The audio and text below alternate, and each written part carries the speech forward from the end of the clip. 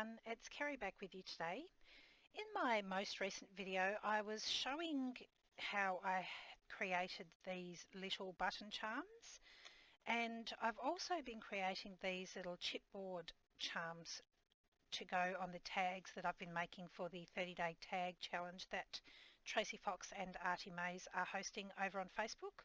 I'll leave links below to their Facebook groups if you'd like to pop over and have a look. So these are actually chipboard, these charms, and they're made up of two separate layers. So there's a background layer, which is solid like this, and then the front layer has the images cut into it. So these charms have been created so that if you want to, you can just pop out a back and a front and work on one charm at once, or you can actually work on all of them at the same time so that you have a bunch of charms ready to use whenever you need them. So I'll show you how I've done that today. So with these little charms, I haven't actually coloured the back. If you wanted to colour the back, you would just take the background piece, turn it over, colour the back, let that dry, and then you work on the front. So for today's video, I'm just going to show you the colouring process that I've used for the fronts. Now I really like the sort of metallic looking paint on the detailed section. So to get that effect today, I'm using some gilding polish. Now these actually do come with a foam applicator. If I wanted to colour the whole lot in one colour, then I'd probably use that, but because I just want to do a few in this colour, I'm going to use a baby wipe to apply my paint today.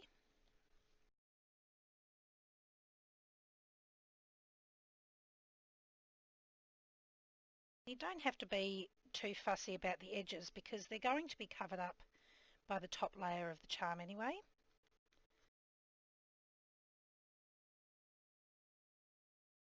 So that'll do for the gold. And then I'm just going to do the same with some other colours that I have here.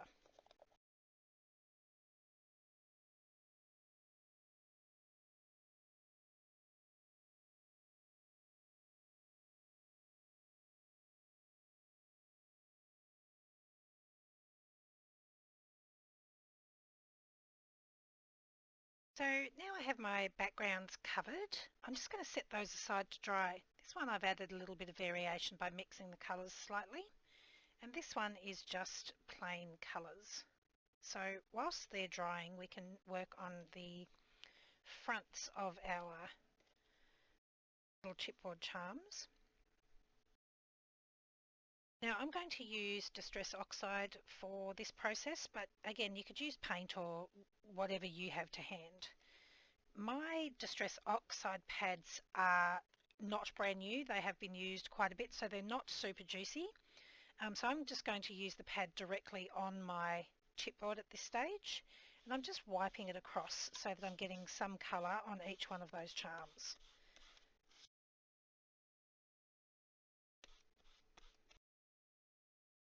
Now the brown I want to be quite heavy because this will be the main colour of the background.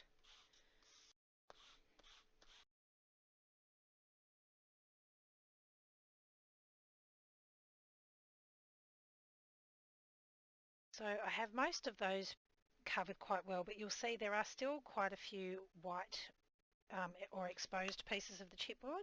So I'm just going to take my blending brush, apply some ink, and I'm just going to go quickly over it just to sort of eliminate that stark whiteness.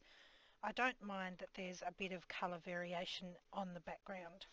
I actually want to have that colour variation.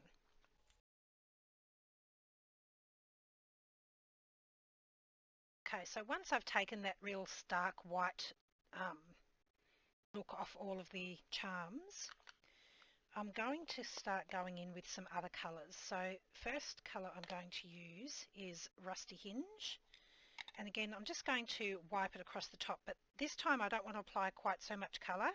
So I'm just allowing the weight of the pad when it's flat and just dragging it across the charm, and then again in the opposite direction. And I just want to try to make sure that each charm has a little bit of that colour on it. So I'm just going back and touching some that missed out with the first stroke.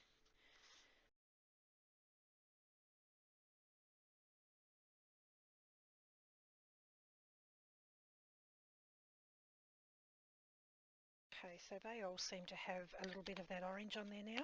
And before I go in with the next colour, I'm just going to give it a little blast with the heat gun.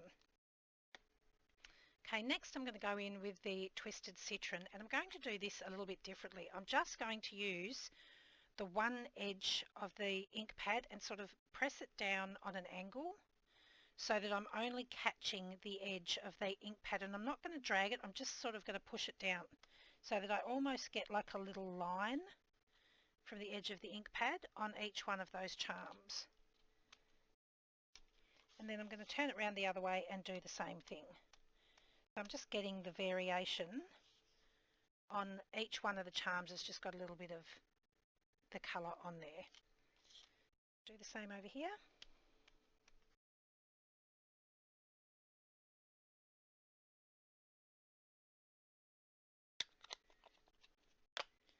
And then I'll dry that layer off as well.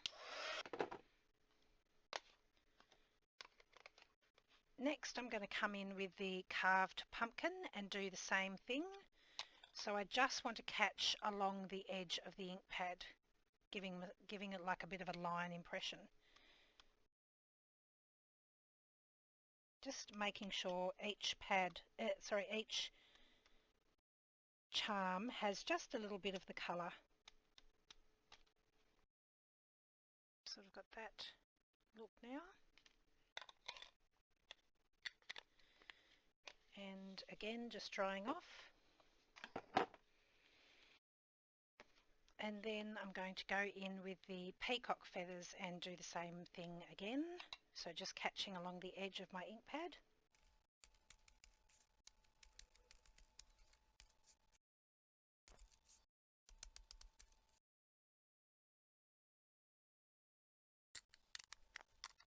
So once I've done that, it gives a really sort of rusty effect to the chipboard. It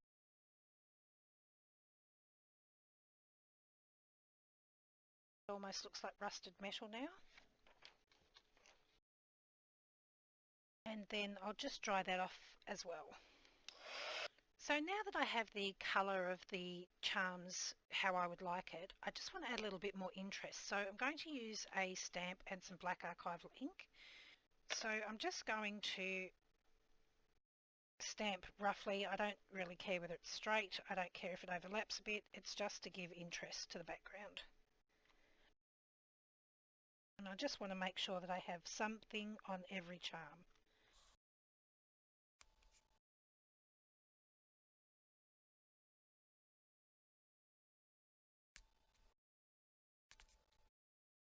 So now I have the front of my charms as I would like them. I'm going to bring in the backgrounds of my charms, and these are nice and dry now, and these have been designed so that I can pick up the front and layer it directly over the top of the back piece whilst they're still in their little chipboard housing, and they will line up perfectly. So if you look through the hole here, you'll see that you can see all the way through there.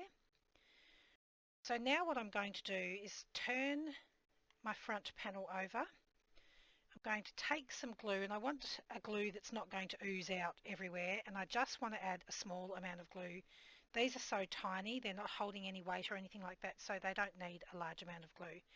And I'm just going to place a little dot of glue around each one of the images. I just want to be careful that I'm not putting on so much glue that it's going to ooze out in between where the lines are, because then I may glue my charm back into the housing, which I don't want to do. So once I've applied the glue, I just turn my panel back over and carefully line it up over the top of the backgrounds, making sure that they are level corner to corner, and then I can press them down. Just leave those ones there while I do the same with this one. Turning over, applying a very small amount of glue around the holes.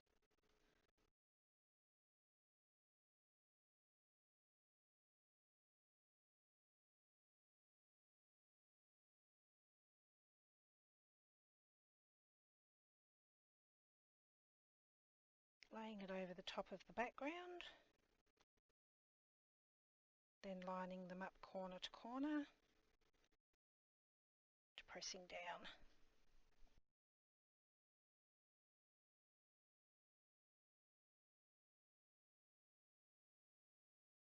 So once they have been pressed down and adhered, I'm just using my finger on the back of the charm and I'm pressing up, and then it just pops out and it's already complete, ready to use. So they're actually connected at the very top of this loop with a tiny little tab of chipboard. So when you press up, you're just breaking that tab off and they just pop out like that. So a really super quick and easy way to create a dozen charms. Now once I've popped them out, I like to go in with a little bit of black ink around the edges just for a bit more definition. So I just take my black ink on a sponge and I just go around the edge. You could at this point add just a little bit of colour onto the back if you just want to take that stark whiteness off, but it would be much easier to colour the backgrounds or colour the back at the very beginning before you do any of the other colouring. So that's pretty much it. Just add some ink around the edges if you'd like, and then your little charms are ready to be added on to your projects just with a little pin or whatever you would like. So there we go, that's how I make my layered chipboard charms. So once you've popped out all your charms and you're left with this piece, if you've coloured it like I have, you might not want to throw out this piece because it still looks pretty cool. You could actually just use a craft knife to cut out the little squares, and then you've got another charm element that you could add into your pages or do something like that, or even just pop the whole piece in with little pictures behind it, and that would look cool as well. Anyway, I hope that's given you some more ideas for your tags. Thanks so much for watching. I'll leave links in the description box below to the charms in the shop, and see you next time. Bye!